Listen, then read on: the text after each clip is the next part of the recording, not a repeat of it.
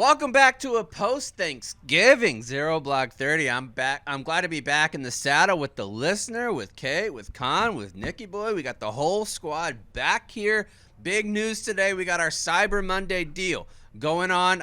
You might be able to catch it. Even though it comes out on Tuesday, you might be able to catch it. If you're watching on YouTube, we got the Good Initiative, Bad Judgment hoodies that are still out. Katie's wearing it. I'm wearing it. Me and Cons have mustaches and the same exact hat on. So he's got his hat on. I got my hat on. Go get a hat from there. He's got the ugly sweater. We got all kinds of stuff. Just please buy some Zero Block 30 shit. Like, I understand we're not foreplay. We're not part of my take. We don't have a million different options. We got one. We got one or two or three or four options. Just go and buy some, please. Yeah, seriously. It's unbelievable. And today we have 3 rounds in the magazine. Round number 1. It's time to update the safety brief. There was 8,000 soldiers with the 4th Infantry Division who swarmed a hill in Fort Carson, Colorado, only to find themselves tear-gassed into oblivion. I mean, the video is insane. The video is just remarkable. Such a gaggle fuck. And it is, I think if you said, what is the military like on a day-to-day basis, that video is exactly what it's talking about. Round number 2, an investigation. Was a National Guard soldier lied to by his friend when he said he claimed to be a Marine? We're going to investigate, and we're going to have the answer. And round number 3, we got a Badass of the Week, which is a segment we haven't had in a while, because a World War II veteran who was once in a Nazi POW camp turned 100 years old and gave some sage advice about life and being 100 and being a former hero, current hero, World War II guy. And all that is going to be brought to you by our good friends at WhistlePig. The WhistlePig was flowing. I have several boxes at my house. They're nice enough to send them.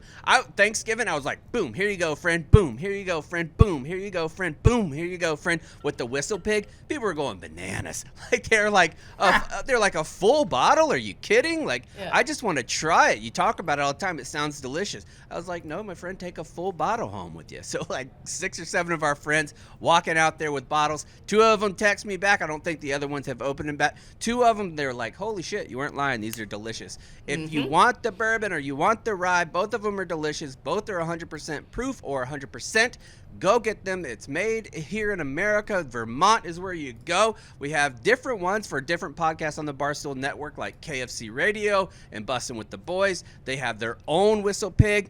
We don't. Hopefully next year we will. Just like hopefully next year we'll have a lot of more merch. We got to pick it up. Honest to God. We got 1 month left in 2022. 2023 has got to be the year of ZBT. We gotta fucking pump these numbers up, folks. Right, Katie?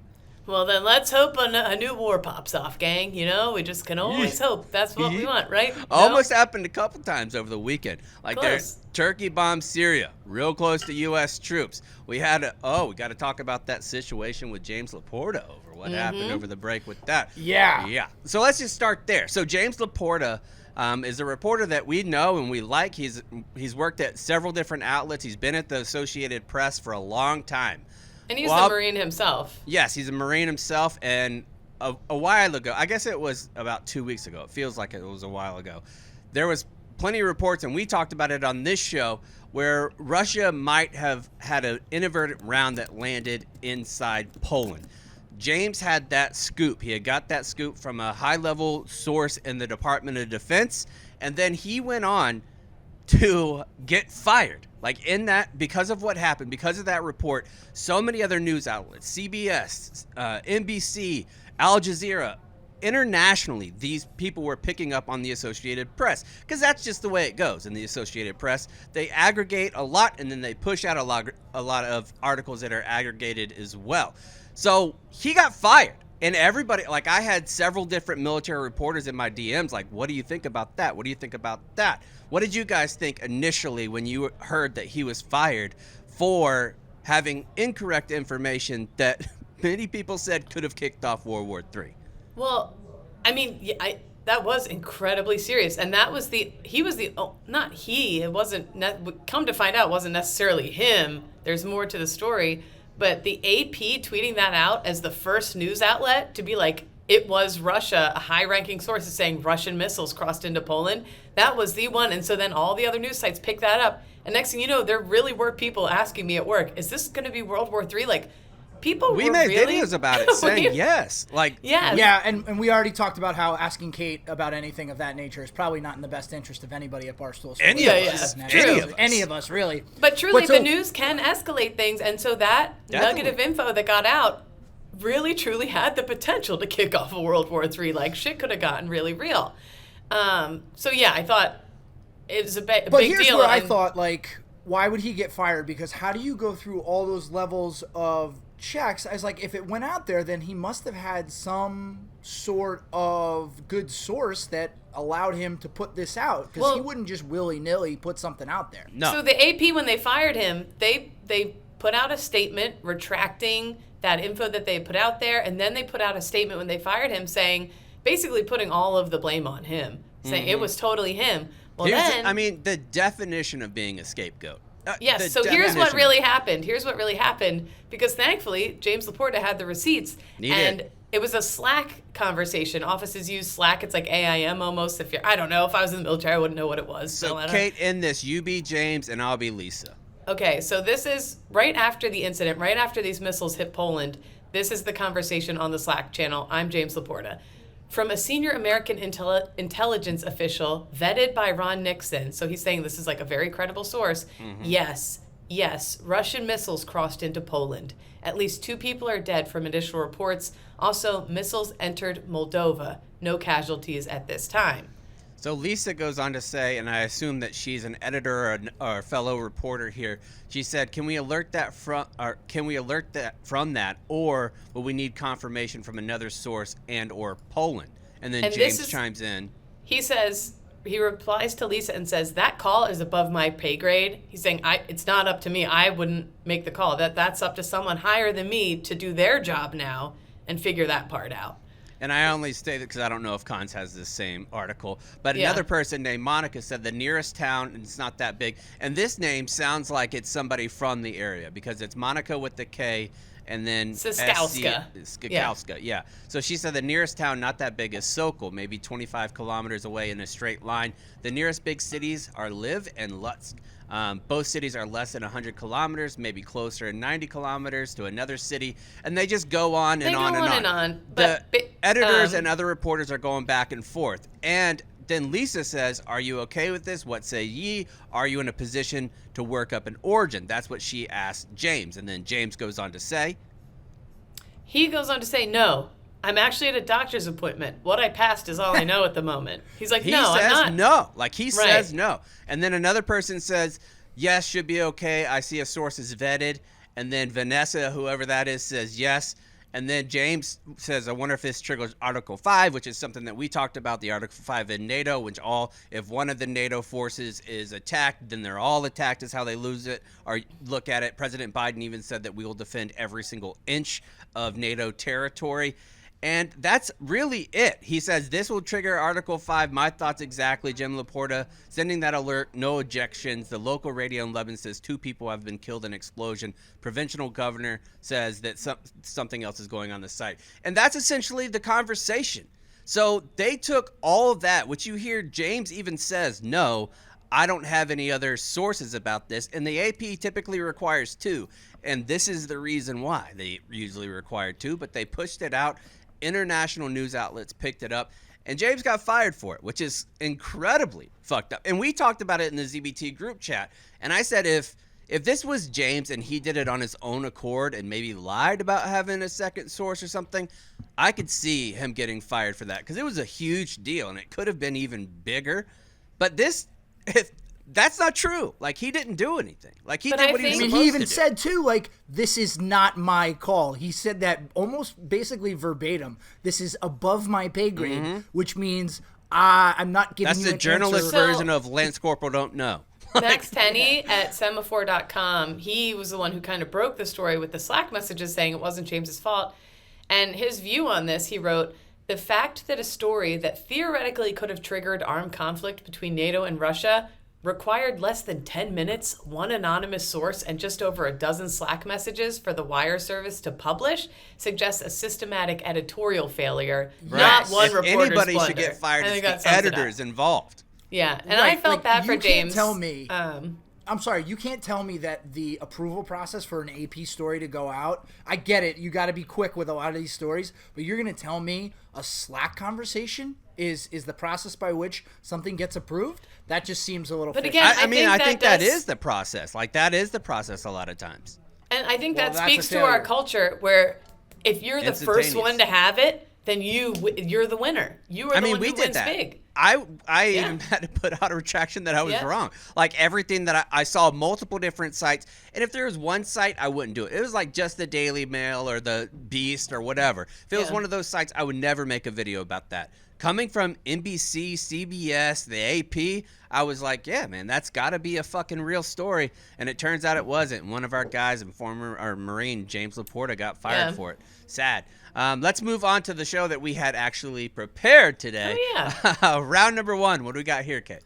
This is a spice. Do you guys like a little spice on your turkey? I A little do. flavoring. Well, Unlike Marjorie Green Taylor or Taylor Green, whatever the fuck it is. Did you guys? Oh, can we talk about that? That turkey. Did you see it, Catherine? No. I know you were offline, and so was I. I've actually been putting my phone down at like 7 o'clock at night. It's been. I ignored my phone fantastic. for the entire time, really. Well, she, whatever her last name is, Green Taylor or Taylor Green, had this fucking turkey that looked like she took it out of the pack, removed the giblets and the neck from the inside, and just shoved that bad boy back into the oven with nary a seasoning on it. Like, it was memes about white people and how they cook. It was that. It was that to a T. Hell yeah, it was probably slathered in mayonnaise. If I had my druthers, that would be the case, most certainly. That sounds like my kind of turkey, to be honest. It really Hell does, yeah. As long as you don't have to touch it because you don't like poultry. That's true. That's true. Never will touch it. But the soldiers over at the 4th Infantry Division had a very spicy Thanksgiving. Theirs is not planned. Just before Thanksgiving, this comes to us from Task and Purpose, by the way. Just before Thanksgiving, more than 8,000 soldiers with the 4th Infantry Division swarmed a hill in Fort Carson, Colorado, recreating part of their challenges that their predecessors faced in a battle 55 years ago in combat. The division-wide physical challenge saw soldiers climbing obstacles, lifting comrades, and running uphill to secure the spot.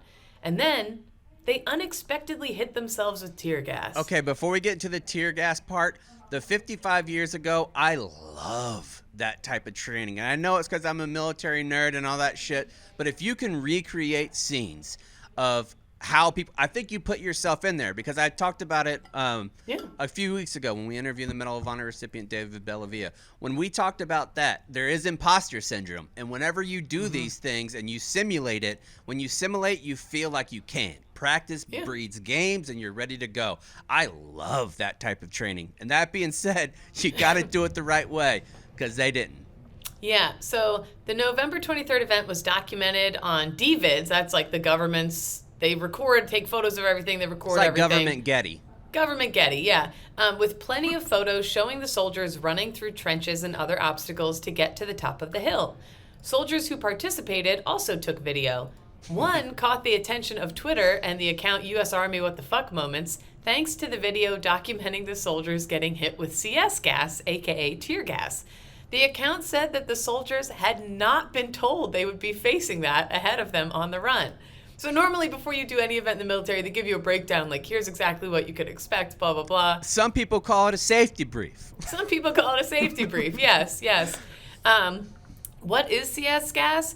It's a chemical that reacts with moisture on your skin, your eyes, the mucus in your mouth, your nose, and it's a very forceful and uncomfortable feeling. It kind of forces you to shut your eyes. Like you cannot, you're pretty much blinded by it temporarily. Tears come down your eyes, profuse coughing, tons of boogers. You're just in Booger City. Tons of boogers. It's You're like the kind of Claritin boogers. on steroids. I know when I got pepper sprayed, not the same as CS gas, but I had a booger from my nose that was dragging on the ground, still attached to my face. Like, you get crazy mucus. I remember people in our gas chamber. It's great if you got a head cold, though. Clears your own. Oh, really is. It's the biological weapon version of a neti pot. Yeah, and your skin, a lot of people, I remember I was neon red afterwards. Your skin looks like almost sunburned a little bit. It can make you disoriented, dizzy, restrict breathing, coughing, vomiting. Most of the immediate effects wear off within hours, but gastrointestinal, oral, respiratory can persist for months. Excessive exposure can cause chemical burns that give you like permanent scarring. Okay. And the next line is the reason why I think that this training is so fucked up. Adults exposed to tear gas during the 2020 protest in Portland, Oregon also reported menstrual changes. 899 people of 1,650 people. That's 54% of women who were exposed to this type of gas that have experiences that are not great after it. And not only that, but Lethality Jane was talking about other issues. Like, sure, they said to have iPro, but if you're doing CS gas, it has to come down, do not be wearing contacts, because that can make you blind. Right, contact lenses. And I bet you... really? Yeah. Yes, dude. Because it's little particles that get a ton of... I bet you a ton of people were wearing contact lenses, because a lot of times your iPro isn't formulated to your prescription, so you put in your contacts, and then you might... And iPro is usually just glasses. It's not goggles. Wiley X, yeah. You know what I'm saying? So that's not going to protect you. According to the 4th Infantry Division, that's not quite what happened. Dude, we saw the fucking videos. It's what chaos. happened. Was chaos. I mean, that's PAO gaslighting. Like, we saw it, dude. What do you mean it didn't happen? We saw it. Yeah, so a spokesperson for the division acknowledged that the tear gas did get onto the course, but told Task and Purpose that most of the smoke in the video was just regular smoke, simulating the battlefield. Most of it had a grown-up drinking wines kind of vibe. Towards the end, we had more of a Babadook kind of vibe. Yeah. The CS gas was used along with barbed wire to mark the boundaries of the course to keep soldiers on the field. I've never heard of using CS gas as a border. You can't see that. It's gas. It's just and then in the to be air. blown away by the fact that there's wind. Yeah, who knew? And then they said, we told soldiers to wear iPro. The limited use of CS gas was not intended to interfere with the formations, but to deter participants from leaving the course. Who came up with that idea? However, a shift. This sounds like one of those days. Did you guys ever have it where almost like bring your child to work day, where you would put like a random PFC as the battalion commander for the day? Did you guys ever do that shit? It was the worst days ever. No. Yeah. No. And then you'd have like the CEO going out and buffing the decks, acting like he's doing the biggest shit in the history of the world. It's like, this is more insulting than anything else. All you think we're good for is cleaning. Like, that's bullshit. Yeah, I love this saying, the spokesperson for 4th Division, saying, the limited use of CS gas was not intended to interfere with the formations. However, a shift in wind direction did bring portions of the CS onto the course. And the video is just an absolute gaggle fuck. When the wind did pick up, the CS gas was blowing into the soldiers' faces, as well as their leaders, who were also participating in the exercise. That makes it better, I think. That the leadership also got CS gas. I think that helps. Video shows soldiers coughing and covering their eyes after experiencing it. The U.S. Army What the Fuck Moments account pulled the video from a longer one by TikTok user Buff City, a soldier in the division. Buff City. Long time stoolie Buff City. Yeah, comments on the video range from amazement to other apparent 4th Infantry Division soldiers laughing about the unexpected gas. Perfect example of troops, right there. Oh, yeah. You're getting OC sprayed, everybody's fucking coughing up snot, they can't breathe, they can't see, and they're like, this is fucking crazy, man. This is wild. This is kind of awesome. They were supposed to be recreating the Battle of Dak To in the Vietnam War. It was a battle in 1967 that lasted 20 days, and during that time, soldiers from the 4th Infantry Division fought over Hill 875, a fight that lasted 110 hours. So in that exercise, the soldiers had to carry their battalion sergeant majors, and battalion sergeant majors are heavy as fuck. They really let themselves go. They're either like, I think you're thinking master guns. Sergeant majors are usually pretty squared away. Master guns and master sergeants are the fat boys and fat girls of the Marine Corps. Yeah, the ones who know they're not making battalion sergeant major, they kind of let themselves go for sure. Yeah, and so they were simulating machine gun fire, artillery attack, and the smoke was supposed to create like a haze of battle, but the only thing that they weren't aware of was that some of that smoke was going to contain actual CS gas, and that the wind would shift and blow all over them. And I will say, though, what better way to see how you would react in that situation? Like, it's fucked up, but like, that's battle, though. Unexpected shit happens all the time. That's real life training like you fight. What are you going to do when it happens? The odds are good, like, in a real situation, God forbid gas was ever called and you needed your shit, the odds that you'd be ready... Let me just say, Katie, gas, remembering. My goodness, I love it. It's because I say it when I fart. Okay. Still. Anyway, yeah. Cup of tea. Anyways, it's a better simulation. I totally agree. I think that the command can get away with this simply for the fact that it's hard for junior troops or troops in general to bitch whenever the entire training evolution is to replay this Vietnam spot. Like, if they lasted for 110 hours in a firefight, you can last 10 minutes in some OC spray or CS gas. Like, that shouldn't be an issue. Like, you don't want to be the one to cry about it when you know that, like, X many people died doing the real thing. It's hard to be like, but my eyes. Cons, what do you think would like, imagine yourself company commander and you cleared this hot, and like the battalion commander was like, hey, Captain Cons, you and Charlie Company are going to be in charge for battalion training at this evolution. Everything that happens is on you. What do you tell the battalion commander when you unleash CS gas on the whole squad? That's a really good question, because I've been in this position where you plan training, and honestly, it just goes across the battalion commander's desk. He kind of just makes a quick pass at it because he trusts his S3, his assistant S3 to make those plans. They're like, this is probably fine. So for something like this to happen, honestly, there's just no point in saying anything. You got to just say, hey, sir, that's on me. I screwed up. Sorry. Just know you got to walk in someplace, and he's probably not going to call you by your first name in a while. No, you might actually get the old Captain Korean. Like, it might actually come out. I would also say, though, like, this is fucked up. It's like, I know it's people use the same argument for hazing and stuff like that, and I'm not on the side of hazing, obviously, but this is the kind of shit that builds unit cohesion. Totally. Like, this group is going to have this in common. Remember when our command, like, accidentally gassed us, LOL, in the smoke pit? Like, there's somebody in that unit will be told for 40 years. There's somebody in that unit that's going to host a podcast and going to be talking about that shit for years. Yeah. Like, so embrace the suck, as we say, and just, you know. That is embracing the suck and swallowing it and breathing it and shitting it out your face. Getting your period all messed up. And the whole squad is menstrually irregular. It's just terrible. And the other thing I thought of, chaps, like, honestly, any excuse you come up with only makes it worse. There is no excuse.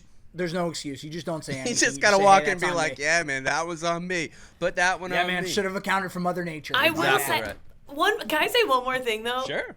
Like, the tougher and the scarier and the more dangerous training is, like, even if originally the CS gas wasn't supposed to go near them, the wind wasn't supposed to shift, but even training knowing that, like, you were surrounded by CS gas, blah, blah, like, it does make you feel tougher. Like, there is something mental to that it was dangerous, that it was whatever. So I get it. Like, I do get it, but I love it. And I like it. I mean, I know a lot of people don't. I think it's good. Like, there was the same kind of incident that happened with some Navy SEAL training where they apparently took it too far.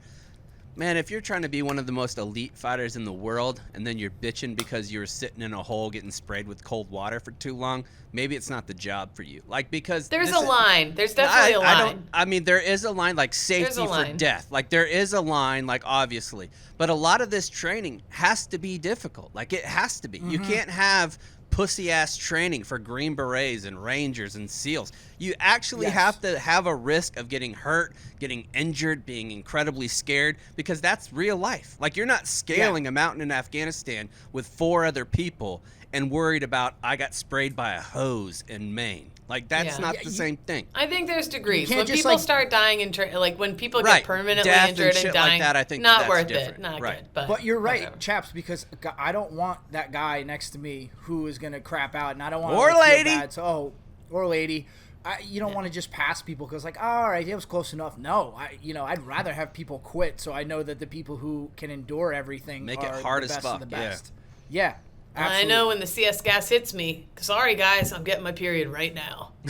Okay? I'm going to free bleed up this hill, and you're going to have to follow. I kind of say that from a little personal experience, too. Like, when I was attached to recon, and that could happen to a lot of people, I had no idea what the fuck I was doing. I had not gone through that level of training.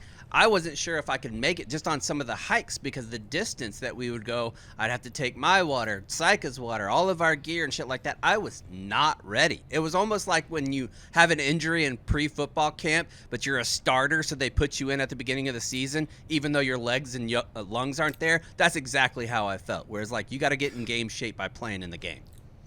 That's interesting you say that, chaps. I guess I never really gave thought to that you just got attached to that unit and you didn't necessarily go through the same exercises. They were doing, like, fucking legit hand signals and, like, doing. Yeah. I was like, what the fuck does that mean, Brian? Like, just point. Like, what direction do you want me to go?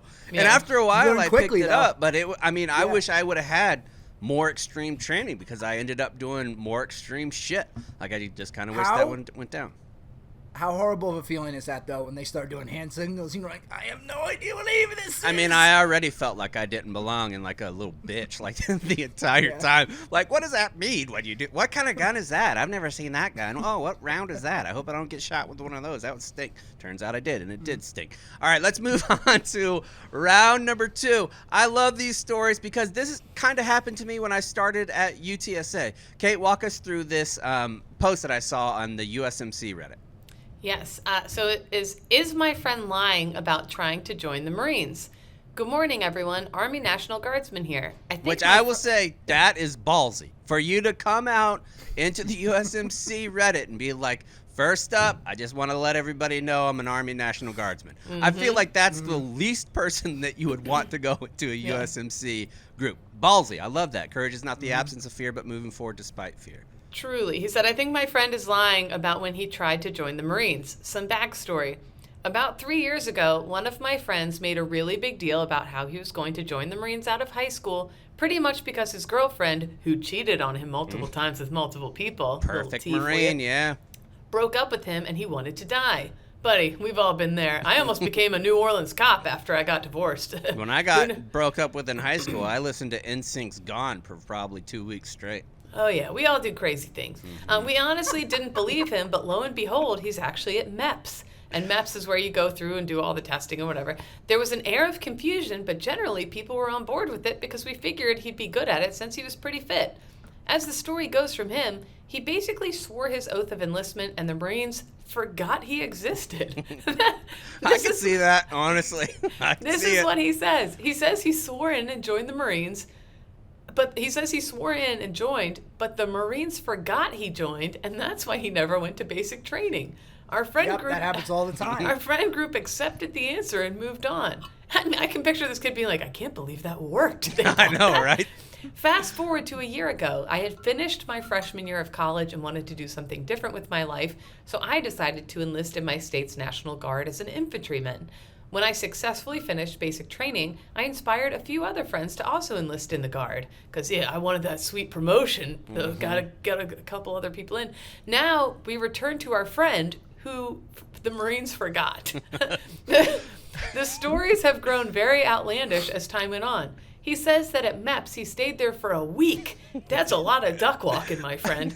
So MEPS, if you're a civilian, it's just where it's like in processing. You're not even at boot camp. It's just a paperwork. one-day car wash of physicals, paperwork, couple tests. You don't run simple. at all. You don't do any of that stuff. They just check your height and weight and like make sure that your medical records are clean, and then you sign a bunch of paperwork. It's like an hour and a half. This guy's buddy is saying he was at MEPS for a week, did several physical fitness tests, did a rifle qualification in which he shot expert, did a machine gun qual, and now I'm being told he was asked to be a sniper. That's a lot of training for somebody the Marines forgot. Honest to God. Yep. Yeah, it's a lot of wasted time and energy. Mind you, he only ever says these things when I'm asked about my own experience as an infantryman in the Army. So what do you guys think? Is my friend lying about this whole thing? Would it be wrong to call him out on this? Edit. Yes. Yes, call him out. I think in this, the guy is so well spoken. Like for a military post on Reddit, it's written well, like the grammatical structure and things like that. But if you don't know that this is not true, you have to be an ASVAB waiver. Like that's the only way you get around this. How could you possibly think, if you're in the military, that somebody did a rifle, machine gun, and sniper school at MEPS, like not before boot camp? The only thing I can think is that this kid is very much conflating his time as a poolee, and I can see if you're a poolee them taking you to those virtual machine gun ranges and those virtual shooting things. What's a pulley? It's before you join. Like, so I joined, but boot camp wasn't ready to take me. Boot camp was full for like 2 months. So for those 2 months, I was a poolee. You're like waiting to go to boot camp. And during those 2 months, like you still go into the recruiting station every week and go for runs with them. They teach you about the Marine Corps, like kind of very helps you basic prepare. stuff they'll teach you. But like sometimes they like one of the days maybe they'll take you to like the local reserve station and show you around, and you get to play around with their indoor virtual machine gun thing. Like, maybe this kid is conflating that big time, but no, this kid is just nuts. A liar. Yeah, he's just a liar. I don't know. Maybe maybe he's just like trying to like regurgitate a movie he saw once, where in the span of a 10-minute montage, like all this stuff happened, as opposed to actual amount of training that it would require to do any of these things. Yeah. And I love posts like this, though. Like, I follow a bunch of women Marine pages on my Facebook and stuff, and every week there's someone being like, hey, ladies, I need your help. My friend is dating this guy who says he's a scout sniper from whatever, but he said X, Y, and Z, and it doesn't add up. And right away, all the internet sleuths of all the women Marines are like... See, we should have a new segment about that, Kate. Truth or a lie. Yeah, truth or a lie. We need to have They figure it out in 10 minutes flat, and the person is always fucking lying. Like, always fucking lying. It's a catfish, it's a this, it's a that. But I love stuff like that. I don't know if this is gender discrimination or what, but why is it that, like, women are so excellent at that? I've never really heard about because you guys are damn dirty dogs, and we have to be right. cons. Out of That's necessity, why. cons. Yep. Just a bunch of pieces of shit walking around. Fair. You know what the other thing I remember in college doing drive-bys in my friend's boyfriend's houses, real low in the car, kind of looking around. Is that his car? Who's that car? What's that? Does he see anyone in the window? I guess you'd call that stalking. You would. Yeah. And cons, we've talked about, both of our wives are incredible at it, right? Unreal. It's like give me a name and I'll tell you where they grew up, their freaking 4th grade teacher's name. It's unbelievable. Oh, I think your wives could start a podcast where they solve unsolved murders. I think I've legit told her, like, you should open a side business, hanging out a shingle as a private investigator to try to help other women who feel like their significant other might be cheating on them. You could do that in a heartbeat. When we were buying this house, Annalise knew the couple that owned it entire story. Like, found them on Facebook, Instagram, knew like their kids' names, like what they did, all that shit. Yes. So we could manipulate whenever we were putting in the offer and put in all kinds of stuff that reminded them of their families. It was legitimately genius because there was 4 or 5 offers and they picked ours simply because of that cover letter. Yeah, like she'll be like, the person who owns this house, like, they work at this company and they've been there for this many years. So I'm like, oh, okay, all right. So I guess they're doing okay for themselves. But the last thing I'll say about this situation is I almost feel bad for people who go to these lengths to tell these stories that have very clear holes in them, that if you've served any time in the military, you can very quickly decipher that this is a load of crap. But the fact that they feel the need in today's day and age to tell these stories, it's like, you know what? If you're in a place that you have to tell that to feel better about yourself, whatever. Yeah. Have at it. Go ahead. You're not hurting anybody. This is a perfect example about stolen valor I don't give a shit about. Like, this doesn't affect anyone. You're at a bar drinking with your boys and just talk. Who gives a shit? Like, to me, that I don't care. But I would say it is a red flag. Like, I wouldn't. Definitely. Honestly, I wouldn't want to be friends with someone like that anymore. I think I would just slowly back away and just. Sure. Like, never mind, I'm done with you. Katie like, Cutoff. I know, Katie Cutoff. I wouldn't answer your texts, which would make you like everyone else in my life. Right. Everybody think you're best friends. It'd be awesome. Yeah. Let's move on to round number 3.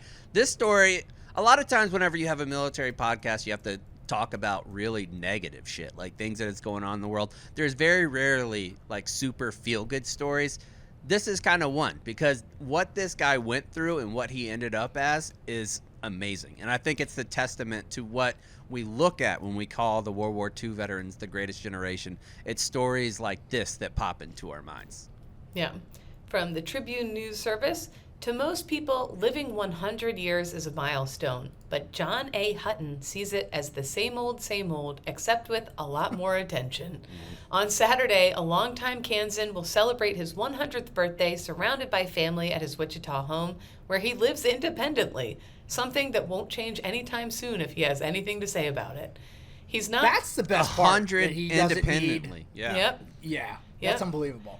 He's doing his roof next week, I think. He's not overly concerned Him with the and usual... Jimmy Carter doing it together. Yeah, they'll be up there. Not overly concerned with the usual fuss birthdays bring, although there will be cake and balloons. But he is looking forward to visiting with loved ones who are planning to share memories from his 100 years of life. Centenarians are rare, less than 1% of the U.S. population, according to the U.S. Census Bureau. Asked for his secret to living long, Hutton joked, "Postpone everything." Love that. Oh my God, I'm on track to live forever. Spry and witty as ever, he didn't elaborate. At 100, he doesn't have to. That's you, Kate. Katie That's 100. me. Yeah.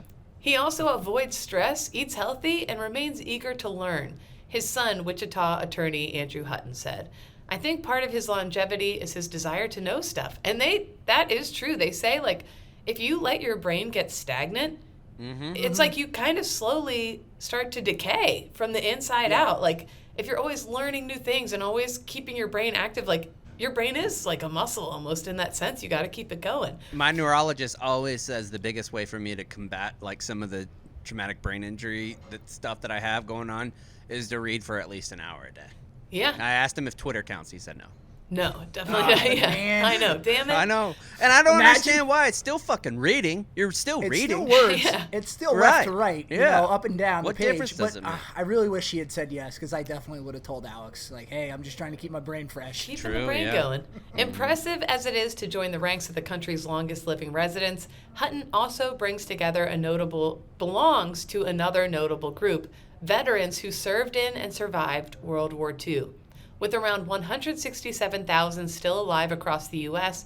and an estimated 180 deaths daily, Americans with World War II service is a rapidly dwindling population.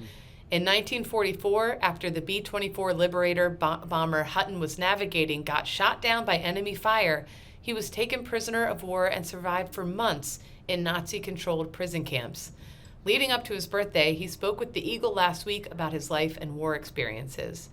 One of his first jobs was a newspaper boy for the Arkansas City Traveler, where he earned enough money to buy a 1931 Model A Ford, his first car. The paper charged 15 cents a week per customer, and he pocketed a nickel apiece, sometimes making as much as $1. When I was a little boy, I Yeah. delivered newspapers, and sometimes I got a nickel. Yeah. World War II was raging in Europe, so Hutton left junior college after 1 year. He faced a choice, enlist or risk being drafted. This is a silly question. If it's better to enlist, right? Because you know then at least... This goes on in the story, yeah. Oh, okay. I was going to say, he trained to be a navigator in the B-24 Liberator, a U.S. heavy bomber that played a pivotal role in the Allied war victory. It was a step that would put him squarely in the middle of combat. Hutton flew a total of 18 missions in World War II. Being a navigator involved getting bombers to their targets and leading them back to friendly territory with little more than charts, math, and the stars. It was a position, yep. It was a position usually pursued by prospective pilots who didn't make the cut, he said. Hutton thought he would have a knack for it. He was skilled enough that he was often assigned to ride in the plexiglass-enclosed front turret of the plane during bombing runs to Germany-controlled military and industrial complexes. Now he imagine said. that, because one of the things that's, I think, I don't want to say cool, but it is cool about the War on Terror is that there's been so many GoPro-type cameras that are attached to different You're right. helmets or planes, like even when they're doing F-18s, F-16s, A-10s, like whatever, you're going through and you're seeing it. If you had a fucking GoPro over this where you're sitting inside plexiglass where you can see legitimately like 270 degrees of your view, Yeah. that shit would have been amazing. Like the things that he saw must have been just unimaginable, really. Also, too, though, to have that view, you're in the bottom of the plane in plexiglass, and to realize how vulnerable you are Oh, yeah, during man. combat. I mean, the bravery that takes. On September 13th, 1944, Hutton loaded into a B-24 with 9 others and set out for German chemical conglomerate IG Farben's plant in Poland to a city known as the site of the Auschwitz concentration camp. The flight was due to take about 7 hours round trip, but after the B-24 dropped its bombs on target, anti-aircraft fire hit the plane, damaging 2 of the 4 engines. 8 of the 10 men aboard bailed out when the pilot gave the signal. The pilot and co-pilot died when the B-24 slammed into the ground. Hutton said when it was his turn to bail, he pushed out a fellow crew member who was too afraid to jump and then flung himself from the door. The scared man later thanked him, he said. Instead of a soft landing, Hutton's parachute snagged a tree in a small wooded area surrounded by open fields filled with working farmers. When he came down, he tried to hide, but the farmers closed in and threatened him with pitchforks. I feel like literally knives and pitchforks. Like we legit. see in cartoons. That's something Right. you only think happens in cartoons. Like the floor is lava, there's going to be quicksand, and people with pitchforks are going to... That actually happened to him. They found us within 10 seconds, he said. In all, he spent 7.5 months in captivity. And you know the treatment there was absolutely horrendous. Back home in Kansas, his parents were told he was missing, likely a prisoner of war. I think they wrote me off, he said. And I think that does have, like that, you hear World War II stories about that. Man, like when George H.W. Bush talked about getting shot down and being there, and Barbara not being able to find out for months what happened to him because the mail didn't go. That, to me, that was probably one of the worst parts of World War II. I mean, obviously the violence is very bad, but I think about how much I love and care for my wife. If I wasn't able to talk to her during some of the worst moments of my life and get some clarity there, that would have been, in and of itself, torture. Yeah, I think what he says, like, I think too, like, it's the not knowing is such agony for people. And so when he says, I think they wrote me off, I think as a parent, I would have to just assume that that's what happened and try and, I don't know. You can't look at the door every 2 seconds. Yeah. Like, for the rest of your life, you can't be looking at the door. Yeah, asked about life in prison camps, Hutton recalled, if you didn't cause any trouble, you didn't get any trouble. But conditions were harsh. He kept busy with jobs. He was a barber after showing some skill cutting hair and reading. One of his prized possessions was an economic textbook dropped in by the Red Cross, the same textbook he would later be assigned in a college-level intro economics class. Imagine stunting all your classmates being like, I read this as a POW. I read this one already. Or PTSD hops in. Like, that's true. Like, I can't take this test. Yeah. I remember this book. I ain't reading this shit. No fucking way. Yeah, no thanks. When it came to food, resources were scarce. There wasn't enough for the Germans, so they didn't give a fair share to the prisoners, naturally, Hutton said. Mostly his calories came from meager servings of barley cooked and served plain. He still likes the cereal grain to this day. That's surprising, because I fucking even hate Otis Spunkmeyer muffins. I know. It was nowhere near the same thing. Yep, sometimes he got dehydrated vegetables, but they were rationed to the extreme. His weight dropped from a healthy 165 to 107, too skinny for his 5'10" frame. He's tough. He doesn't give up, no matter what the task is. He doesn't give up, his family And that's what said. his son said whenever they finished up the article about him. And yeah. I think about my dad and how much I don't really give a fuck about him, like, because he was kind of shitty throughout my whole life. Can you imagine having a dad that you looked up to in that way? Like, because a lot of people have dads that are great dads and will take them out and, like, play baseball and play football or take them to the store and do shopping or to dance or whatever. Not many people have a father who fought in World War II, who volunteered to be one of the most dangerous jobs in the world. And we know that because a few years ago, I had the opportunity to go just outside of where Texas A&M is located, and I was able to talk to a gentleman by the name of Robert Sweat. Robert died last year, but he has one of the most remarkable stories that I've heard in a while. He had several careers, and one of those was being a B-24 aerial gunner. When he talked to us about, like, what was going on and what his job entailed, he reminded us that 17 seconds was the actual lifespan that was expected for an aerial gunner when you stepped off in World War II. In the air, over occupied areas, 17 seconds. Both of these men volunteered for that job. The guy that we just talked about could have been a pilot. He volunteered for the most dangerous situation. Robert Sweat specifically enlisted to do the most dangerous jobs because he said, why not me? With this story being for this man turning 100 years old, I wanted to remind you of what being a B-24 pilot was like. So when we had that interview in 2018, I want to remind the new listeners and let you hear what Robert Sweat has to say, because his story is phenomenal. It's one of the most honors, the biggest honors of my life, being able to sit down and hear him really speak about it for 40 minutes and the things that he went through, and that he was incredibly fucking handsome, was wooing French girls along the way after he escaped from a prison camp. Here's Robert Sweat. Now on Zero Block 30, I am privileged to have a World War II veteran. I've told you guys many times that whenever I get a chance to sit down with a legend, I always do it. I was invited here to talk to Bob Sweat, World War II veteran, gunner, and an absolute hero. Sir, thank you for joining us. So let's just get started with your story. Whenever you joined and you knew that you were going to go fight in World War II, what were some of your initial thoughts? Well, I'd always liked war. I was raised in New Mexico, and our closest neighbor, I think, was 6 miles. And we'd go over there maybe once a month. And he was in World War II, but back in 1918. And I thought it was just a bunch of fun. I didn't know it was serious.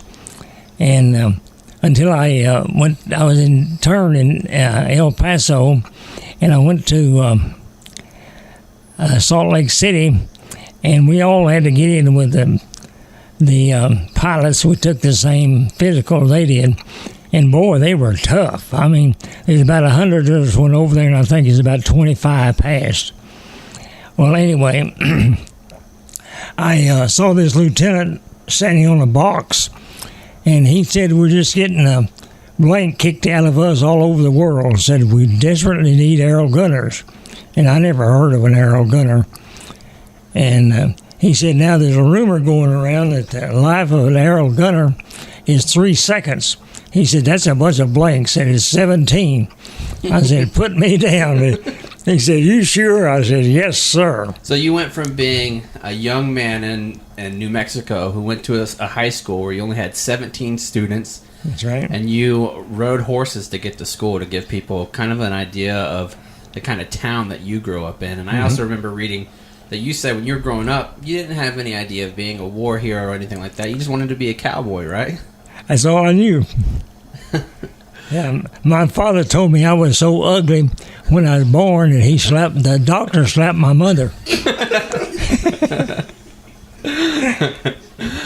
So, and after leaving there, getting some training, what was the training like for you? What was the training process? I went to Las Vegas, Nevada, and we trained and there. And they thought I was a real good shot because we had BB guns, but they had sealed 2 cylinders, and they shot hard as a .22. And I'd shot a BB gun all my life. Mm-hmm. And they thought I was really good because I'd kill birds on the fly. Mm. You know, I could give them a lead. I knew. I mean, you went to school with 17 people and rode a horse. I imagine you shoot a BB gun. Yeah. And they thought I was really good. And, of course, I'd been doing it all my life. I was about 7 years old. So when did the process start of how to shoot from a plane? Was that different from your marksmanship back on the farm? Obviously, a little bit different than actually shooting. Oh, yeah. We had it... they had a chain on it so you couldn't shoot somebody. Because, you know, people over there, they turn their gun every which way. Yeah. And they could shoot you and kill you. BB was sealed 2-cylinder, boy, they shot hard as a .22. Whenever you were flying around and you got to shoot the guns and actually train on your job of being a gunner, what was that like for you? Oh, well, we had a railroad track, and they had this flag going around it. I guess it's about a mile around it, and you had to get so many shots in this in the flag, or you didn't pass. Mm. And then you stand in the back of a truck, 2 of you, and they were throwing a skeet at you, and you had to hit so many skeet or you couldn't pass. Boy, it's tough. Did a lot of people not pass? A lot of them didn't pass. Yeah, and I think there's about 25 of us out of 100 passed. The hardest thing was they'd draw a line about 3 inches wide, and you had to put 1 foot in front of the other, and the line was about 6 feet long. And we were right in with all the cadets. Mm-hmm. And fact is, we were all pilots. The pilot I flew with, Captain Dave Wilhite, he called us together one time after we were flying over Germany, and he said, "I'll ring the bell if I can. If I can't, get the heck out of this place, and you're all smart enough to know if we're in trouble." Goodness. I'm always amazed when I speak to World War II veterans, too, because you all seem to know everybody's name. I try to remember folks' names that I served with just from a few years ago, and you don't. You're 97, so that must have really stuck in your mind while you're training for World War II and you're trained to go overseas for the first time. What was your idea about the war? Did you know a whole lot what was going on? Did No. you know what you were getting into? No, I didn't know anything. I was just ignorant. Right. I wasn't smart at all. So, did you see news stories or things like that whenever you were getting ready to fly over that, like, this is a pretty serious deal? We had, you might have heard of Access Sally. Mm-hmm. And she had a lot of time over at English Channel. And the radio operator would call me. I'd be pulling pins out of the tail of a bomb. And he'd call me and say, Sweat, listen to this, so-and-so. And she'd tell us our mission. And we knew it as well as she did. She said, the IP, that's where you go first. You go to the IP, and then you turn to the IP, and the bombardier takes over. And if it's on an enemy or German shore, you just drop your bombs whether you can see them or not. You don't care where they hit. Gosh. And, that's kind of bad there. Drop it on school or orphan's home or any place, hospital. But on friendly places, we brought it back and dropped it in the English Channel, or I put pins back in the tail fuses. Wow. Because I could blow the whole bunch out there if I messed up. Did they give you much chance when you actually did arrive after you left your training and you actually arrive into the European theater? How many days or how many weeks did they have before you actually started operations? Let's see, I think I was over there about 2 weeks before we had a mission. And it was really just an adventure is what it was. Because the pilot, he said, I'll ring the bell if I can. And he knew he didn't have any control over anything. And what does that mean, ring the bell? He didn't ring the bailout bell. Get out of this thing. Okay, so that's whenever you would Yeah, he'd lost. And I might tell you a little story about this. It's, of course, one. I think I could have done better navigation from a road map at 5 miles higher than he did. But we had navigational problems every time. Anyway, we were carrying 1,000-pounders. I don't remember the mission, but it was in Germany, Hamburg, or one of those places like that.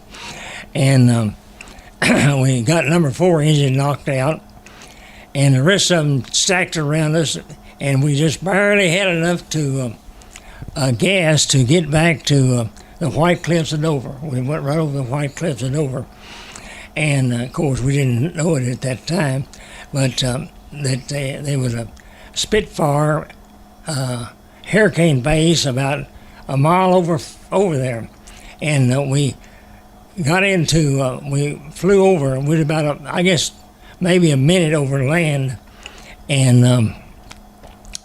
the pilot called the navigator, the engineer. He said, "We're out of gas in number 2 engine. Transfer the gas in number 2 engine." Or in number 3 engine to number 2, and he feathered number 2, and we had 1 engine. And he said, I heard him holler, "Get out of that nose, we're going in." And was he pissed at the guy that made the mistake? That seems like a pretty big mistake. It was a big mistake. An idiot. Now, a top turret gunner told me this, so I'm just repeating what he said. And so he made a 160-degree turn. I bet we wasn't 4 feet above the treetops. Wow. And landed in a beet patch. And the Royal Air Force came out and picked us up. And we had guns and all of our equipment. Mm-hmm. We carried it with us, parachutes. And went over there, and they fed us while we waited and called our base to get them to pick us up. And they had real pretty girls waiting tables. And we didn't have that. We had old ugly boys, They said, "Get I went out here." You a little bit earlier, and I know you like your ladies. Like I saw when we were going through the cafeteria, you're not shy about saying hello. And this ball turret gunner, we all borrowed money from him. He was from California. He was a Jew. Of course, there's nothing wrong with Jews, but we all borrowed money from him. If you borrowed 50%, you paid him back $1 payday. And anyway, this girl, she talked to Snyder, and she said, "What's that thing you got on there?" He said, "That's a Mae West." She said, what's a Mae West? He said, oh, that's to keep us, said we can only live 5 minutes in the North Sea if we're shot down. If air sea rescue doesn't pick us up, we can only live 5 minutes. And he says, you want to put it on? She says, yeah. And I knew what he was going to do because I'd seen him inflate it many times. And anyway, he put it on her, and he had a strap that's 6 feet long and went between your legs. Mm-hmm. And he pulled it up and pulled his dress up to about her knees, but she didn't seem to worry about that. And as soon as he snapped it on this side, he pulled both CO2 cylinders. That thing got 3 feet across. Oh, wow. And pulled her dress up, and we had a vaudeville show going there. Now, I don't want anybody to get the wrong impression that it's just a lot of fun, but it was a little fun. She had pretty legs, I'll say that. And after being shot down, you're probably glad to see any nice legs again after going down. So that was plane crash number 1.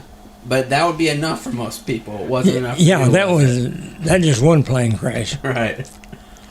And, well, a little later, I think I don't know, maybe a time or two later, another navigational error, and this was from the tail gunner. And I was flying the right waist, and his engineer was flying the left waist flexible gun, and Keplinger was flying the tail. And he called the pilot, and he said, was over St. Nazaire, France, 100 miles off course. And he said, we got a direct hit on the plane that's flying right behind us there. And he said it barely missed my tail turret by about 10 feet. And he said I could see the man in there, and he didn't have a parachute on. You couldn't wear a parachute. And so, things like that. I didn't pay attention to it. I heard so many stories. But think of the ones that my whole crew were dead. They all got killed. And there's 4 of them, I believe, buried in the cemetery right there on the beach. Normandy. What's the name of it? Normandy? Normandy, yeah. And there's 3 of them in Belgium. And there's 4 of them in Belgium. And I went to the tail gunner's funeral. I went up there. He's from Eaton, Ohio. And they brought his body back. And then the navigator, he was a good navigator, but he was 100 miles off course. Anyway, he called, Jimmy Stewart. You've heard of Jimmy Stewart. Yes, He's a movie star. He was with us the day we were shot down. And he broke protocol because he wasn't supposed to call, but he did anyway. And he told, now I read this in his book. I just quoting what I read. And he called Colonel Caldwell, who was command pilot there with the whole group. And he said, you're 100 miles off course. And Colonel Caldwell says, mind your own business. I know what I'm doing. And he didn't know because he was. And when we were shot down, while the navigator was talking, he called and he called the pilot and said, make a 90-degree turn to the right. And he hadn't gotten it out of his mouth until the plane just seemed to stop in midair. And I saw number 3 engine with the prop still turning on fire past my window, but I didn't know number 2 engine was with it. And it threw me to the right side of the left side of the plane, and my head and parachute was out were between the machine gun and the fuselage, and the thing blew up. I couldn't breathe. And I remember saying later on, I was talking to some people there, and I remember saying that I felt like I weighed 500 pounds, or 500 man was standing on my chest. Of course, I couldn't breathe. And the thing blew up, and I guess it knocked me out for maybe a few seconds, because when I came to, I was falling, but I couldn't tell I was moving. Everything was just right there.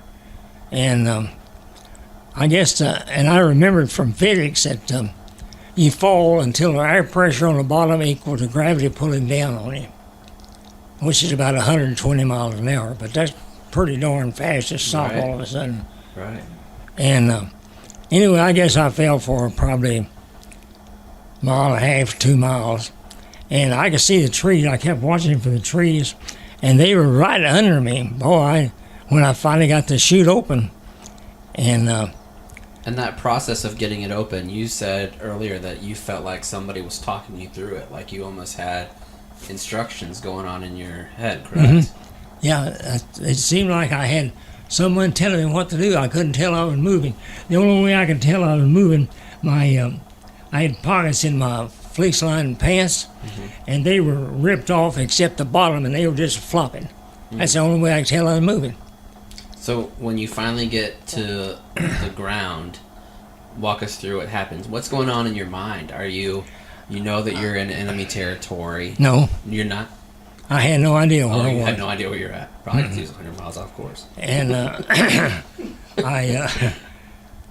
kind of had a pretty good idea where I was, because I think I could have done it with a road map as good as our navigator did.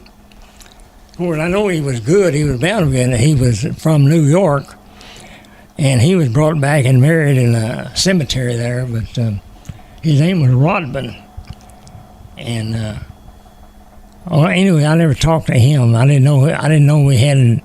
I think he had 1 or 2 girls. He was the only one. He and the pilot were married. The rest of us were 23, 24 years old, and. Then I landed. I just made a few swings out on the ground. I was real low, and I landed, and I saw this guy. He was in a small plane, kind of like a Piper Cub, and I could see his face, and he could see me real plain. And I scraped off some of the top leaves and so on, and got some mud, and I had the jugular vein cut in my neck. And I scraped off and got some mud, and I had the jugular veins cut in my neck. And every time my heart breathed, it hit my collar. I had my collar turned up. It was about 8 or 10 inches, I guess. And I could see it hitting my collar, and I didn't know what to do. And so I just scraped it off and finally found some mud and put there and stopped the bleeding. I know I talked to the doctor when I got back over here. I was telling him about it. He said, "Are you crazy?" He said, "You could have get all sorts of diseases." That's from what it." I thought when I read your story. I was like, these guys didn't do nearly the amount of training, like, because we would have known what pressure dressing and apply clean gauze and everything like that. I saw that you cover yourself in leaves, and that's great. Like I thought, oh, maybe a little bit of survival training, but definitely no first aid if you're packing it with mud. No, they didn't say anything. I never heard anything about that. I said, "Well, doctor, what would you do if you were bleeding to death?" I had to do something. Yeah, true. And you're not thinking about it. You're just wanting to get to the next day. If you get to the place where it gets infected, then you're fine. I guess that's what I thought. I don't know. But I wasn't afraid. That doesn't mean I'm tough or anything like that. But I lost all fear of death, I guess. Right. All I want to do is survive. I've talked to so many veterans who have unbelievable stories like yours, and that concept comes up a lot, where they talk about in their first couple missions, they were scared. Like whenever they were going, like they flew over different things, or they were in different type of battle going house to house, and they were really nervous. But after a while, you almost become numb to it, right? You do. I can't explain it. You're not afraid. And It's a little more dangerous. Like it's scary. Like looking back, like I can't believe my plane just got shot down. I'm here. I'm almost bleeding to the death when I'm putting well, mud I in my didn't think neck. about that. All I think about is surviving, I guess. Right. Well, anyway, I could substitute in there another little story. I'd go right along with it. We left Paris. The night before we left Paris, we went into the... And how did you get to Paris? I go back to where I was shot down, and I stayed with 2 people. Mr. DuPont, who was in charge of everybody putting fertilizer. Jeff Gordon's sponsor. Well, you understand fertilizer. That's where I hid. And I covered up, and I went back down to where I was shot down. And I don't know why I did this. Your idea is good as mine. I just started scratching out a place around a tree. Trees were about 2 or 3 feet apart. They was about 8 or 10 inches in diameter, and about 1.5 foot thick. Just leaves, icy leaves. Mm-hmm. And I can't remember being cold, but I know I was, because it was 3 feet of snow on the ground. Well, anyway, I covered up, and the Germans came by, and I had to do that real fast. So anyway, I covered up, and they passed by me there, 6 or 8 feet there between us for all afternoon. And they were laughing, talking. Most of them were real young kids. And they looked at me, but all they could see is just looked like it was something else. And nobody ever came over and tried to see if I was moving or anything. Were you nervous in that moment every time you heard their footsteps go by? Because I just try to picture it, and it just sounds like a movie. I can't hardly answer that question. I don't know. Yeah. I know you think I'm trying to say I'm tough. No, you don't have to prove anything to me. I mean, you've already proven that I'm you just trying to survive, that's all. And anyway, Mr. DuPont came back, and I think this little boy that saved my life, that gave me a pair of pants and a shirt and a beret, he really saved my life, because they thought I was a German or a Frenchman working. And anyway, he came by and picked me up in a 2-wheel cart, and it's just about dark. And I know I talked to Maurice DuPont. He was about 18. He was with the French Underground. And he said, I was worried about you, because we went down this road getting back to Mr. DuPont's place, and said that the Germans were about 20 feet apart with a submachine gun. Each one of them had a submachine gun. And said, you were looking at every one of them. He said, I was kind of worried about you. Jeez. And well, anyway, I stayed there for about a week. And one afternoon, I was sleeping over there in her loft, and she came up, and she was so nervous, she was just shaking. And she had her sons, that boy I was talking about, Maurice DuPont, she had a new suit, or his suit, I guess it's the only one he had. It was a good-looking suit. And I wore that for 2.5, 3 months. That's all I had.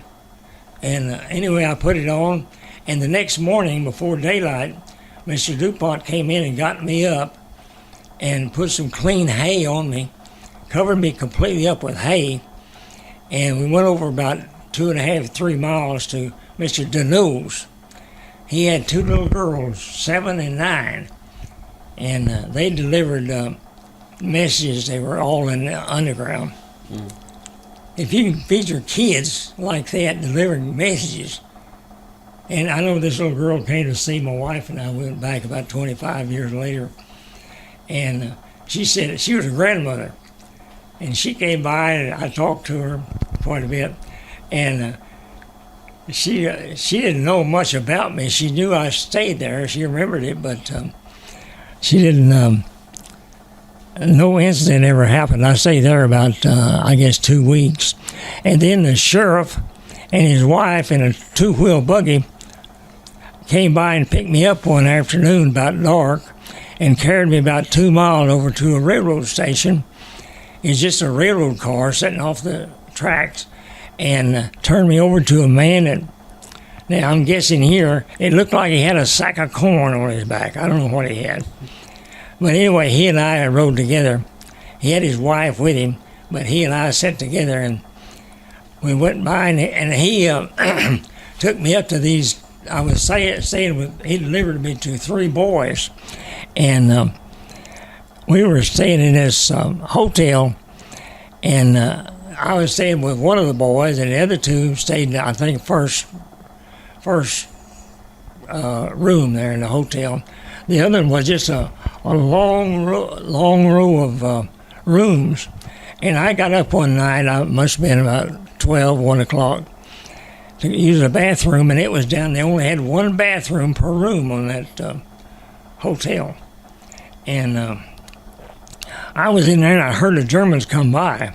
I locked the door, And I don't know, I used the bathroom. A little later, I went back to the room, and I had locked it. I had a key, and I opened it and went in, and that window was half up, and there was a tree growing right by it, and it's covered with snow. And all the cover was off the bed, and he hadn't even closed the window. And I went in, and I could see where he was really messed up, and I heard the Germans come down the street above me, or in a room there by me.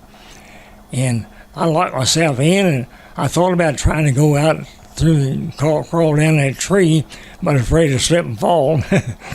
And so I stayed there until the next day. So they were going hotel to hotel, room by room, looking for GIs or looking for anybody, right? Yes. Mm-hmm. And they had some girlfriends there, and they jitterbugged a lot. They listened to jitterbug music, and they had some old records that you slip on. I don't know, they looked like a tomato can, but they slipped on, and they'd dance, and I've been over there with them, but I never danced with any of them. I just went over and listened. I never talked or tried to talk, because I couldn't afraid to speak. Right. And, so when you finally got to the place where you saw American troops again, what was that like? Boy, that was mostly cussing. Yeah. And happy cussing? Or everything you can think of. What took you so long to get none me? None of us had spoke English for about 3 months. Well, anyway, there were 6 of us on this train going in from Paris to Guingamp. That was right across the street, White Cliffs of Dover. And, of course, it's a little town. And we went through a minefield, and this Canadian, I know he was an undercover agent. He was a colonel. And I knew the pilot and his co-pilot real well. They were in our organization. And he came out before I did, the trip, I think, before we did. Anyway, he would give this colonel, he had all of his serial number, and he threw a bayonet and stuck in about 3 or 4 feet of his face, stuck in the door. And his co-pilot told him, says, Ralph, you better tell that man, he'll kill you. Says, you better tell him your serial number. And he did. And he said, if any people make one noise, making noise or anything, said, I'm going to cut your throat right on the spot. Wow. He said, you'll stop this escape route is secret. Nobody had ever been down it but 3 or 4 times. And they had a gunboat. They parked about a mile off shore and came in rowboats and picked us up. I think his 4 rowboats came in and picked us up. And I know they took me out. I thought they'd never get in there. But I was the last one to get out. And I think there was 2 more that wasn't supposed to have been in there because we had the water, I bet, within a half an inch of the surface. And I thought I picked it up and put it in and poured out a lot of it, just scooped it out. And finally we got up there, and I was the last one to go up the rope ladder on the side. And they put me on they had 2 diesels. They called it a gunboat, 403, I believe. Larry, are you on the boat? No, he's not on the phone. Oh, you're not? Well, anyway, if you can get him on the phone, you might. Anyway, there was 2 RAF pilots and 2 American pilots and 4 RAF pilots, Spitfire pilots, and Hurricane. And we went in and they fed us, and we called them our field there to get a plane to come in and pick us up. Mm-hmm. And after the girl got her dress down and everything, I felt sorry for her because she was so embarrassed, I tell you. So when you finally got to speak to your mom and dad, because I imagine it had been months, and you got to tell them what happened to you. Mm-hmm. Yeah, I read the telegram. It was a colonel. He was lieutenant colonel, I believe, or colonel, I can't remember which. And I read his report. He said, "We're sorry to." Says your son, Robert H. Sweat, has been reported MIA, as missing in action, and said if anything comes up, you will be notified immediately. And that's all he said. So for months they had no idea. And I know my sister, I talked to her after I got back. She said my father wouldn't even go to town for 2 weeks because people would ask him questions and he didn't want to answer them. Man. You know, and I knew everybody in town. And you're such a small town, right? Everybody knew who you were and they knew your story. When you finally got to go back home after returning, what kind of hero's welcome did you receive? Well, they thought I was important, and I wasn't. I had to maintain radio silence again. That's that humility that people talk about World War II veterans. Like, it's definitely important. It's an unbelievable story. This is Hobbs, New Mexico. You've probably heard of it, I guess. Oh, wow. So this is the story. That's my whenever you wife first get there home. on the... Okay. My goodness. So just so you know, while you're listening, you hand me a story of a paper. What is this picture? You're a handsome fella. Handsome fella. I'm going to take a picture of this and put it on Instagram. Well, I had to see it. But So you I probably need a pair of glasses. See, now it all starting to come around for me a little bit. Now that we've told your story, and there was a spot that he left out whenever he was actually in Paris, that there was a young French lady who, whenever he was walking through and he was wearing a suit, they would hold on to his arm and just speak to him in French. Well, now I see why. Yeah. I see why now. Good looking dude. So, when you came back after World War II, what did you get into after that? What was the rest of your life? I went to, I started to jet school, and he told me I could go on to jet school or quit and go to college. You had to have a college education to fly jets. Because you didn't have the experience, right? And so I went to college. I was a geologist. My wife and I both went on $120 a month. Wow. So you can imagine how that was. We had one girl, and I know once a month we get paid. Tickets now. And we had a beer joint right across the street from the University of Houston. And we'd go over there, and most of them didn't have enough money to buy maybe one or two beers. And there's a man in there, and he said, and he'd say it every month when we get paid. He'd say, now if I say something that you agree with, you say, yay. If I say something you disagree with, you say, boo. He'd say, let's buy a beer joint. Of course, everybody say, yay. 1 bar, boo. 100 feet long, yay. 1 barmaid, boo. For each and every man, yay. That is so silly. Another thing that I learned about you. I mean, you've been in a position like that. Oh, yeah. One other thing we talked about during lunch that I wanted to get the listeners to hear. I found it very interesting that whenever you would fly together, that you and the troops with you would sing songs. Do you have a favorite that you still hum to yourself? Is that? Well,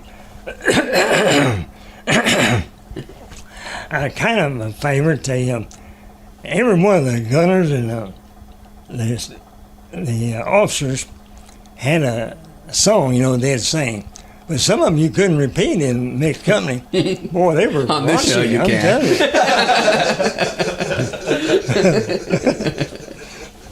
And the pilot had one that, golly. What was one of your favorites that you still hum around that your kids and grandkids like to hear you sing it?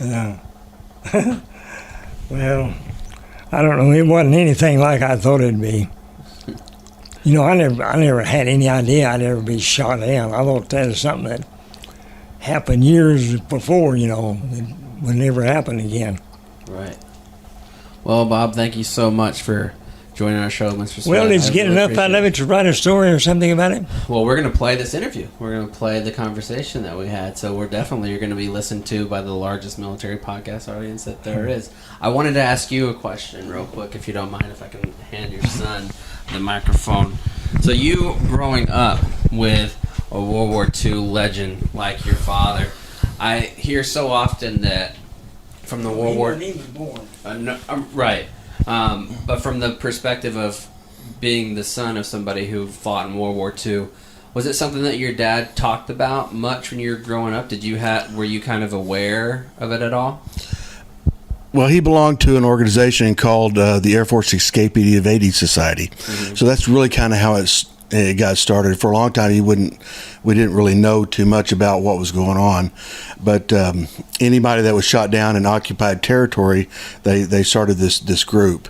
And from that point, when we got to meet those fellows, and they told similar stories like my dad's, Dad became a little bit more open, but really what he spoke with us about that stuck with us through our whole life was the camaraderie that he enjoyed with the guys on his crew. And they came from all walks of life. There's guys from California and New York, and they always made fun of Dad for being a dumb cowboy from New Mexico.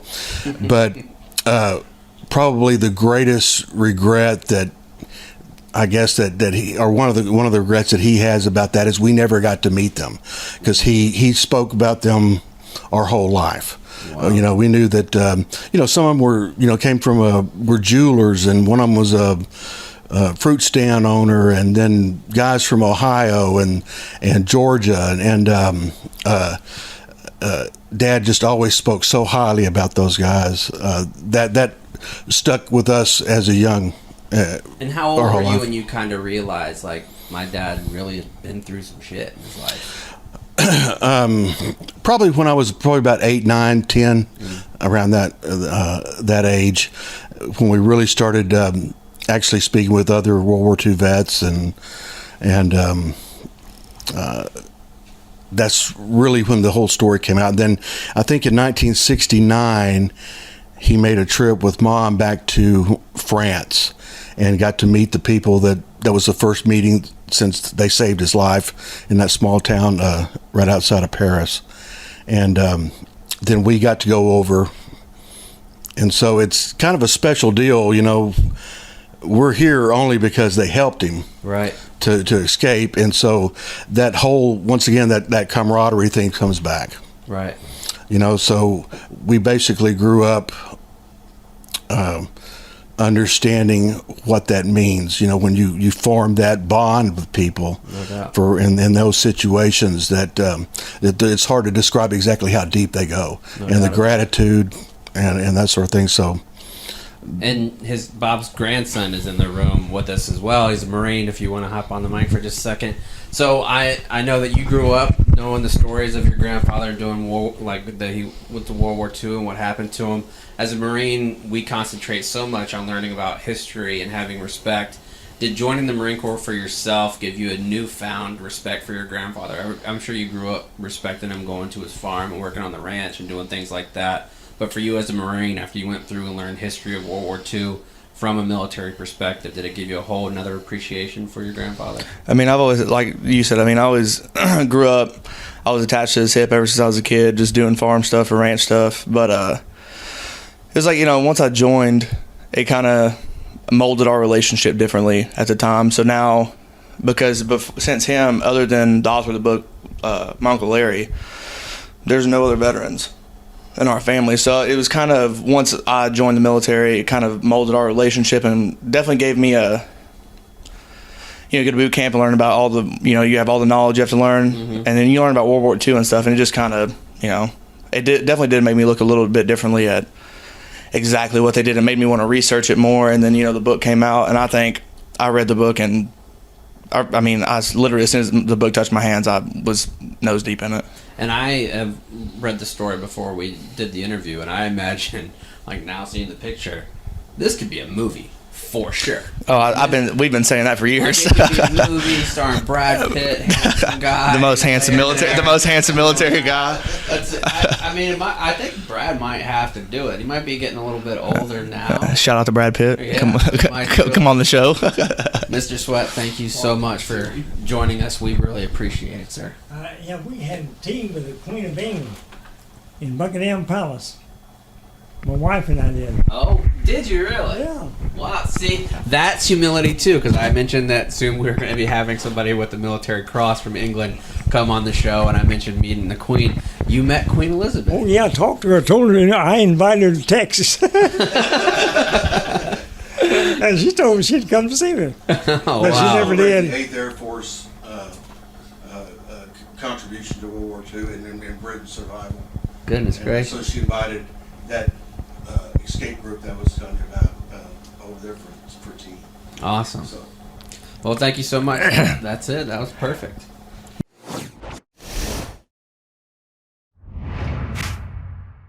I think one of my favorite things about his story is that when he came back, he immediately went to college. He was decorated for his service, obviously, with a Purple Heart, being a prisoner of war and all those different things. But he later became a teacher. He was a teacher after he went to college. And then after that, he went to the oil and gas industry, where he was doing surveying, looking for essentially uranium in the 1950s. And then he became a farmer and rancher for 40 years after that, and was very well respected in the agriculture from Texas A&M, from all those different things. He was very respected there. What a wonderful life, and what wonderful people that we oftentimes get the chance to talk to. We don't take that for granted at all. Yeah. Especially as the numbers are starting to dwindle. Like, that's what I love about that StoryCorps project, where they went and talked to as many World War I and World War II and Korean War veterans as possible. Because these stories it's so important to capture them and share them. So It's really a cool. library of thought that is dying at 180 a day. And every single time that one of those people goes, their individual stories is different. Like if Cons, Kate, and I were all on the same exact mission, the way that that is replayed in your mind 40 or 50 years later would be incredibly different for all of us. And Yeah. I think having that personal experience, personal story, and personal perspective is incredibly important. And his grandson still listens to the show and has reached out a couple times and said that he listens back to his grandfather now that he's passed away, which I think is very, very special. Yeah. Let's move on to some save rounds and alibis. Nick, we'll start with you. Save rounds for me, nothing much, just happy to be back, but had a good weekend with the kiddos and everything. And just want to say thank you to everyone who has bought a piece of merch. We really appreciate it. The hoodies are doing pretty damn good. This will be out at 8 o'clock tonight, so you should have still, if you do get that audio in time, you're going to hear Chap's messages in the beginning. We're still open with that 20% off, so please make a purchase if you haven't. There we go. Cons? Nothing. Oh, wow. My goodness gracious. Yeah. That's Yeah. unbelievable. Catherine? Please buy some merch. There you go. Ooh, Catherine, well, let's see. I took my son to the zoo yesterday morning, getting the Dunkin' Donuts drive-through line. Guy 2 cars ahead decides he doesn't want to be in the Dunkin' drive-through line. He's in the corral, though. He's right at the, where there's nowhere to turn. Yeah. So he rolls down his window and he's yelling at the lady behind him. He's waving his arms all crazy, like, back up, I want to get out. He's being a dickhead. And the woman is frazzled. I'm like 10 feet behind her. She puts it in reverse. As soon as I saw her reverse lights and how she was frazzled looking at him, I said, oh, she's going to hit me. She backed up so fast, I thought the airbags were going to go off. And my back, when you like tense up so hard, like it hurt for like hours afterwards. That's how hard she hit. Was Cash And in the car with you? Yes, my son was in the car. And so I was, of course, I'm upset because the baby's in the car and whatever. And it was But then anyway, afterwards, exchange information. The guy who was like waving and being a dickhead got out and was like, everything's fine. Got back in his car and just drove off. Anyway, and he ended up going through the drive-through anyway, which he could have just done. Anyway, it was awkward afterwards because after we exchanged information, I was like, if you still want to get your coffee and donut, that's fine. And she was like, yeah. Same here. And so we both got back in the drive-thru and I followed her through and we got our coffee and our donuts. It's a real weird move, Kate. I didn't know what to say. Do you know how awkward I am? Oh, I do, yeah. I felt she I'm was aware. crying. She was crying and she's like, this is the last thing I need right now. Meanwhile, she went like 15 feet, 30 miles an hour back into my car. And I'm feeling sorry for her. As soon as I knew like my son was fine, she was like having a breakdown. I'm like, do you want me to get you a donut? Like, anyway, so that was the thing. Traveling with a baby, man. This flight was only an hour and a half each way. And we're going to Arkansas over Christmas, and it'll be just me alone with my toddler. And that's a 5.5 hours each way. He could barely do the 1.5. And I'm telling you, I'm attentive. I try my best to keep him happy. I had the iPad, books, the little watercoloring thing. I had a bag perfectly designed to keep him entertained. Buddy, I don't know what I'm going to do at Christmas. If anyone out there has tips for that Benadryl. No, I can't do it. I can't That's do the it. tip. Like, that's the reason. Like, do we have any tips that work? Benadryl. No thanks. Like, I know. it I know. will 100% work. Like, But no doubt damn. about it. And it's I guess- completely fine for babies. I mean, I'm just very thankful that all of our family is within driving distance because I just can't imagine getting on a plane with anybody less than, I don't know, 8 years old. It Well, stinks, then, man. It the- stinks. We were just about to leave, and we're at the airport. Everything's perfect. We're there early, which, is a big deal for me. And I gave him, he likes drinking out of grown-up cups, and I'm always trying to keep him hydrated because I'm a Marine. I'm like, hydrate. So I poured water into a Chick-fil-A cup for him, the styrofoam Chick-fil-A cups. And he's having a ball, drinking out of the straw, and he's playing with the straw. It's boarding time. It's time for us to get on the plane. And it was like, we had to go right then. I looked down. He had poked a hole through the cup with the straw and completely soaked his entire outfit with ice cold water. Well, he actually hit the wet wheel, is what happened. He hit the wet wheel is what happened there. So I had to run to the bathroom. I had like change ahead, whatever. But I'm telling you, this applies to the military. Like, I am so fucking prepared with that guy. I have little Ziploc bags arranged in a row. I know exactly what I'm grabbing and when and blah, blah, blah. And that has come in very handy. Which that is exactly what you were worried about when you were pregnant. Yeah, Like, you were 'cause like, I'm this is not disorganized for something that me. I could do. Like, I'm always Yeah. leaving stuff, doing that. And something happens and it clicks and you just do I it, think man. it's necessity, Yeah, really. it's necessity, Like, you don't have yeah. any, this human will die if I don't take Yeah, care if of I him. don't- yeah, That's it's the way true. it goes down. And they get older and it gets different, but it's still very fun. Is that it, Kate? One last thing. Okay. So we were down in, I keep forgetting if we were in North Carolina or South Carolina. I kept asking Pat, I'm like, which one are we in again? We were Did down you there feel like somewhere. giving a squeezer? Because if that happens, it was South Carolina. I was on the border at where I gave the squeezer. It was right on the border. Oh, yeah, south of the border. Anyway, it's true. I saw, this is just done. I saw an alligator. Okay. It was just out on a golf course. And it's like, holy Yeah. shit. Have you never seen one? And not like, I've gone to Gatorland and thrown the hot dogs at their heads But in not in Florida, the you know? wild? But never in the wild. I've never But just never in the seen wild. one, and Yeah. it was so exciting. This It's is like, like when- this would be like me living in Jersey and being like, I saw a seagull. It was incredible. yeah, it was very exciting. So anyway, that's my final note. Sorry, thank you. I was always told growing up that alligators were very, very fast, and I've seen them run because I was always like, well, if there's one in the creek, I'll just fucking run and get away with it.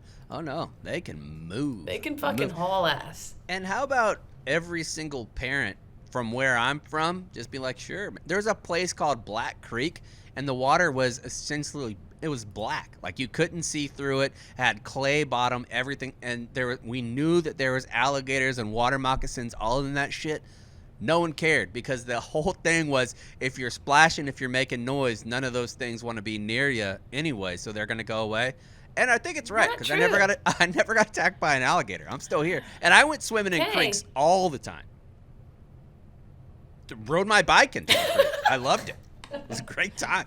That's Jacksonville living for you. It's more Green Cove Springs living than anything else. Your Like, odds are pretty good. Go ahead, jump I in. lived on the not fancy version of Yeah. Jacksonville. Is where I lived at, which was pretty good. That's all I got to. I'm glad to be back. We'll see everybody here on Friday. Sound the retreat.